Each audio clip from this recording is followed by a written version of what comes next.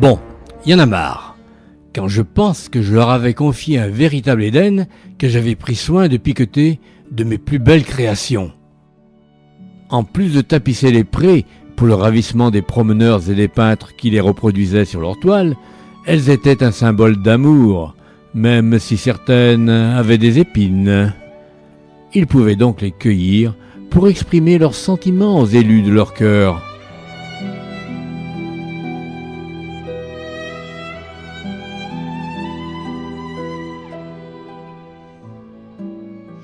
J'avais créé des insectes pour qu'ils viennent butiner et ainsi reproduire à l'infini ce que j'avais initialement planté. Sans vouloir me faire mousser, j'avoue que j'étais assez fier de mes papillons, au vol si léger. Quant aux coccinelles, mes préférés, est-ce pour cela qu'ils les ont appelés les bêtes à bon Dieu ? Ah, j'avais été généreux en égayant les cieux d'oiseaux aux chants si gracieux. Tout comme les fleurs dans les prés, ils annonçaient le printemps en gazouillant ou en s'appelant d'un taillis à un autre, après le long sommeil de l'hiver.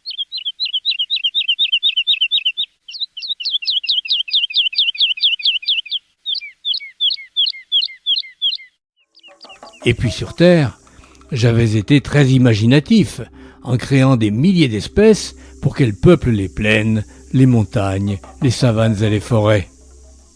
Je m'étais dit qu'ainsi, ils ne se sentiraient pas seuls et pourraient s'enthousiasmer en découvrant tout ce qui les environne. J'avoue que je me suis trompé en pensant que tout ce beau monde allait vivre en parfaite harmonie.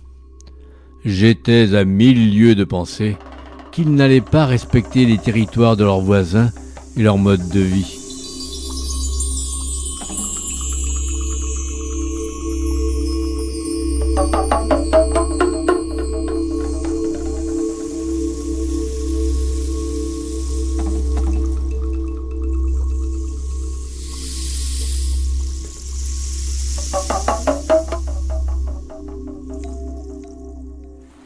J'avais également peuplé les mers et les océans de nombreuses espèces pour qu'ils puissent se nourrir et s'émerveiller de ces poissons et mammifères qui y vivaient paisiblement.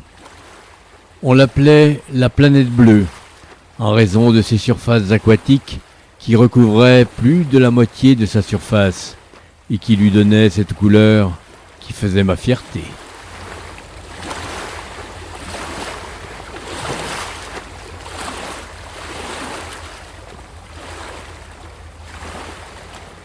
Une vraie perle que je leur avais confiée.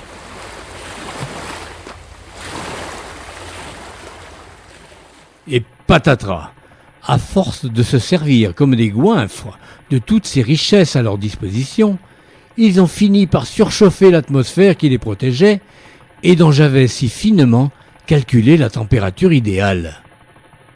À tel point qu'ils ont fait fondre les glaces des 2 pôles, ne laissant à leurs pauvres habitants que quelques blocs pour se réfugier, ou plutôt pour dériver. Dans les mers, mes pauvres protégés n'ont plus que des microparticules de plastique à se mettre sous les nageoires.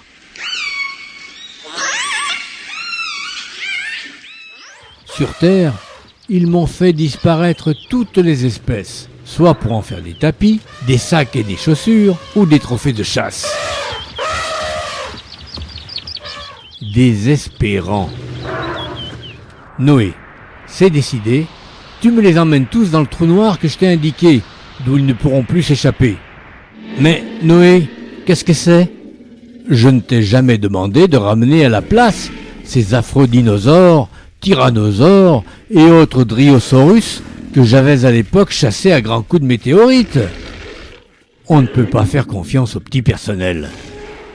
Qu'est-ce qu'il y a, Gabriel ? Ce que je dis n'est pas politiquement correct ? C'est pas vrai.